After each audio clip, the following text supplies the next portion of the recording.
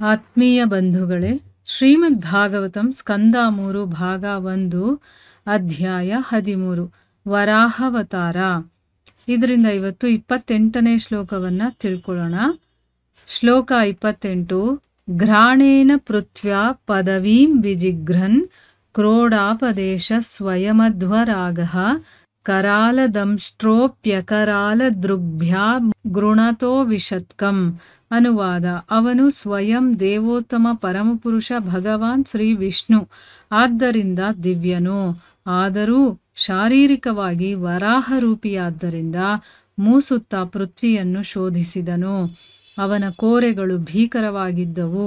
ಅವನು ಪ್ರಾರ್ಥನಾ ನಿರತರಾದ ಭಗವದ್ಭಕ್ತ ಬ್ರಾಹ್ಮಣರತ್ತ ಒಂದು ನೋಟ ಹರಿಸಿ ಜಲಪ್ರವೇಶ ಮಾಡಿದನು.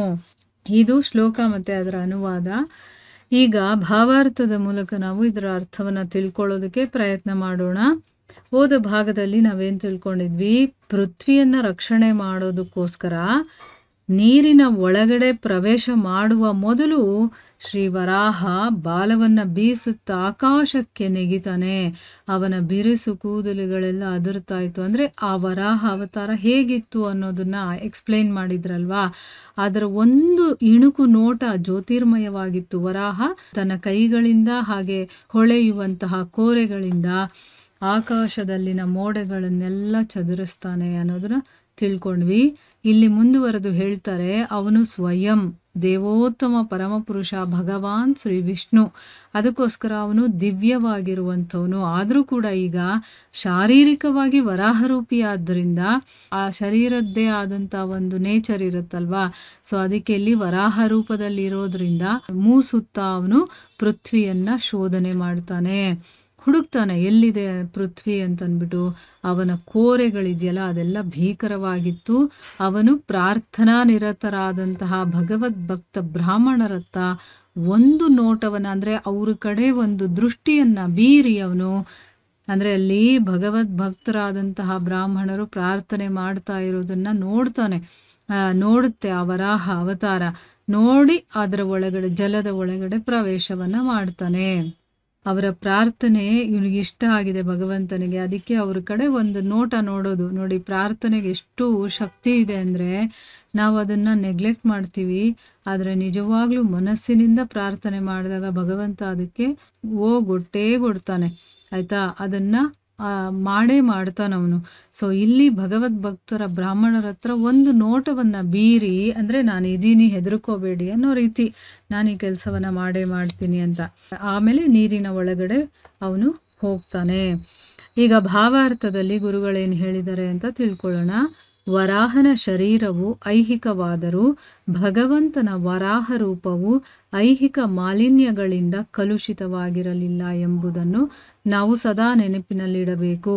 ಸತ್ಯಲೋಕದಿಂದ ಆರಂಭಿಸಿ ಆಕಾಶದಾದ್ಯಂತ ಹರಡಿಕೊಳ್ಳುವ ಅತ್ಯದ್ಭುತ ರೂಪ ಧಾರಣ ಮಾಡುವುದು ಭೂಲೋಕದ ವರಾಹಕ್ಕೆ ಅಸಾಧ್ಯ. ಅಂದ್ರೆ ಇಲ್ಲಿ ಭಗವಂತ ವರಾಹನ ಶರೀರದಲ್ಲಿದ್ದಾನಲ್ವಾ. ಸೊ ವರಾಹನ ಶರೀರ ಈ ಒಂದು ಐಹಿಕ ಪ್ರಪಂಚದ ಒಂದು ಶರೀರ ಆಗಿದ್ರೂ ಕೂಡ ಭಗವಂತನ ವರಾಹ ರೂಪ ಇದೆಯಲ್ಲ, ಅದು ಇಲ್ಲಿರುವಂತ ಈ ಐಹಿಕದ ಮಾಲಿನ್ಯ ಇದೆಯಲ್ವಾ. ಅಂದ್ರೆ ನಮಗೆ ಈ ಜಗತ್ತಿಗೆ ಬಂದಿದ ತಕ್ಷಣ ಇಲ್ಲಿನ ಮಾಲಿನ್ಯ ಅಂದ್ರೆ ಇಲ್ಲಿರುವಂತಹ ಕೊಳಕು, ಕೆಟ್ಟ ಒಂದು ಬುದ್ಧಿ, ದುರಾಲೋಚನೆಗಳು ಇದೆಲ್ಲ ನಮಗೆ ಅಂಟ್ಕೊಂಡ್ಬಿಡತ್ತೆ. ಆದ್ರೆ ಆ ರೀತಿ ಅದು ಐಹಿಕ ಮಾಲಿನ್ಯದಿಂದ ಕಲುಷಿತವಾಗಿರ್ಲಿಲ್ಲ ಅನ್ನೋದನ್ನ ನಾವು ಸದಾ ನೆನಪಲ್ಲಿ ಇಟ್ಕೊಂಡಿರ್ಬೇಕು. ಆಯ್ತಾ. ವರಾಹ ಅಂದಿದ ತಕ್ಷಣ ಈ ಐಹಿಕದ ವರಾಹ ರೂಪ ಅಂತ ಅನ್ಕೋಬಾರ್ದು ನಾವು. ಆ ಭಗವಂತನ ರೂಪಕ್ಕೂ ಇಲ್ಲಿರುವಂತಹ ಸಾಮಾನ್ಯ ವರಾಹಕ್ಕೂ ತುಂಬಾ ಡಿಫ್ರೆನ್ಸ್ ಇರುತ್ತೆ. ಸತ್ಯಲೋಕದಿಂದ ಆರಂಭಿಸಿ, ಅಂದ್ರೆ ಅಲ್ಲಿಂದ ಹಿಡಿದು ಆಕಾಶದ ಆದ್ಯಂತ, ಅಂದ್ರೆ ಇಡೀ ಆಕಾಶವನ್ನೇ ಹರಡಿಕೊಂಡಿರುವಂತಹ ಅತ್ಯದ್ಭುತವಾದಂತಹ ರೂಪಧಾರಣ ಮಾಡುವಂಥದ್ದು ಈ ಭೂಲೋಕದ ವರಾಹಕ್ಕೆ ಅಷ್ಟು ಶಕ್ತಿ ಇಲ್ಲ, ಅದು ಅಸಾಧ್ಯ ಅಂತ ಹೇಳಿದ್ದಾರೆ. ಆಯ್ತಾ. ಇದು ಸಾಮಾನ್ಯವಾದದ್ದಲ್ಲ, ಭಗವಂತನ ರೂಪ. ಎಲ್ಲ ಸಂದರ್ಭಗಳಲ್ಲೂ ಭಗವಂತನ ಶರೀರವು ದಿವ್ಯವಾದದ್ದು. ಆದ್ದರಿಂದ ವರಾಹಾವತಾರವೂ ಕೇವಲ ಅವನ ಲೀಲೆ. ಅವನ ಶರೀರವೆಲ್ಲ ವೇದಗಳು ಅಥವಾ ದಿವ್ಯವಾದದ್ದು. ಅವನು ವರಾಹಾವತಾರ ಎತ್ತಿದ ಕಾರಣದಿಂದಾಗಿ ಹಂದಿಯಂತೆ ಮೂಸುವ ಮೂಲಕ ಪೃಥ್ವಿಯ ಶೋಧ ಮಾಡಲಾರಂಭಿಸಿದನು. ಅಂದರೆ ಇಲ್ಲಿ ಭಗವಂತನ ವಿಶೇಷತೆಯನ್ನು ಹೇಳ್ತಾ ಇದ್ದಾರೆ. ಯಾವುದೇ ಸಂದರ್ಭ, ಎಂಥದೇ ರೂಪ, ಏನೇ ಪಡೆದಿದ್ರೂ ಕೂಡ ಭಗವಂತನ ಶರೀರ ಅನ್ನುವಂಥದ್ದು ದಿವ್ಯವಾಗಿರುವಂಥದ್ದು. ಅದಕ್ಕೋಸ್ಕರ ವರಾಹಾವತಾರ ಅನ್ನೋದು ಕೇವಲ ಭಗವಂತನ ಲೀಲೆ ಅಷ್ಟೇ. ಅವನ ಶರೀರ ಎಲ್ಲ ವೇದಗಳೇ, ಅಥವಾ ಅವನ ಶರೀರ ದಿವ್ಯವಾಗಿರುವಂಥದ್ದು. ಈಗ ಅವನು ವರಾಹಾವತಾರ ತಗೊಂಡಿರೋ ಕಾರಣದಿಂದಾನೇ ಹಂದಿಯ ಹಾಗೆ ಅದರ ಒಂದು ಗುಣ ಅದೇ ಅಲ್ವಾ, ಮೂಸೋದು ಅದರ ಒಂದು ಗುಣ. ಸೊ ಈ ರೀತಿ ಹಂದಿಯ ಹಾಗೆ ಮೂಸ್ತಾ ಅವನು ಪೃಥ್ವಿಯನ್ನು ಅಂದರೆ ಭೂಮಿಯನ್ನು ಹುಡುಕೋದಕ್ಕೆ ಶುರು ಮಾಡ್ತಾನೆ.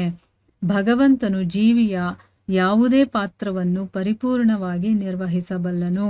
ವರಾಹದ ದೈತ್ಯಾಕಾರದ ಲಕ್ಷಣಗಳು ಖಂಡಿತವಾಗಿ ಭಕ್ತರಲ್ಲದವರಿಗೆ ಬಲು ಭಯಾನಕವಾಗಿತ್ತು.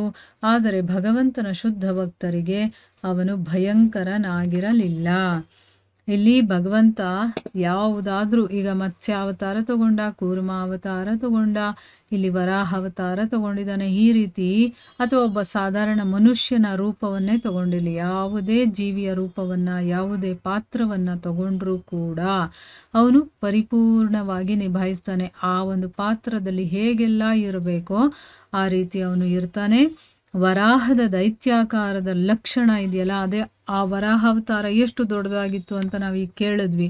ಆಕಾಶವನ್ನೆಲ್ಲ ಪಸರಿಸ್ಕೊಂಡಿತ್ತು ಅಂತಲೂ ಕೇಳಿದ್ವಿ. ಆಮೇಲೆ ಸತ್ಯಲೋಕದಿಂದ ಹಿಡಿದು ಇಲ್ಲಿವರೆಗೂ ಅದು ಆಕಾಶದ ಅಗಲಕ್ಕೂ ಇತ್ತು ಅನ್ನೋದು ಕೇಳಿದ್ವಿ. ಆ ರೀತಿ ಇದ್ದಾಗ ಅದನ್ನು ನೋಡಿದ್ರೆ ಭಯ ಆಗೋದು ಖಂಡಿತ ಅಲ್ವಾ. ಆದರೆ ಅದು ಭಕ್ತರಿಗೆ ಭಯ ಆಗ್ತಾ ಇರಲಿಲ್ಲ, ಆದರೆ ಭಕ್ತರಲ್ಲದೇ ಇರೋರಿಗೆ ಖಂಡಿತವಾಗ್ಲೂ ಕೂಡ ಅದು ಭಯಾನಕವಾಗಿತ್ತು. ಶುದ್ಧ ಭಕ್ತರಿಗೆ ಅವನು ಭಯಂಕರನಾಗಿರಲಿಲ್ಲ.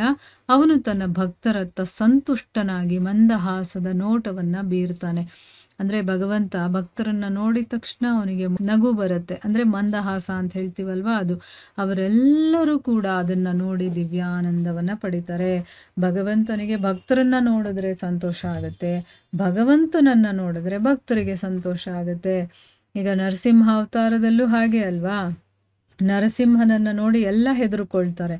ಆದರೆ ಪ್ರಹ್ಲಾದ ಚಿಕ್ಕ ಹುಡುಗ ಆದರೂ ಕೂಡ ಅವನು ಭಕ್ತನಾದ್ದರಿಂದ ಆ ಭಗವಂತನನ್ನು ನೋಡಿ ಹೆದರ್ಕೊಳ್ಳಿಲ್ಲ, ಅವನು ಪ್ರೀತಿಯಿಂದ ಅವನು ಸ್ತುತಿ ಮಾಡ್ತಾನೆ. ಅದಕ್ಕೆ ಭಗವಂತ ಅವನನ್ನು ಎತ್ಕೊಂಡು ಆಲಿಂಗನೆ ಮಾಡ್ಕೊಳ್ತಾನೆ. ಈ ರೀತಿ ಭಕ್ತ ಮತ್ತು ಭಗವಂತನ ಒಂದು ಕನೆಕ್ಷನ್ ಇರುತ್ತೆ, ಮತ್ತು ಅವರಿಬ್ಬರಲ್ಲಿರುವಂಥ ಪ್ರೀತಿ ಹಾಗಿರುತ್ತೆ. ಇಲ್ಲಿ ವರಾಹಾವತಾರವನ್ನು ನೋಡಿ ಯಾರು ಭಕ್ತರು ಅಲ್ಲದೆ ಇರ್ತಾರೋ ಅಂಥವ್ರು ಹೆದರ್ಕೊಂಡ್ರು.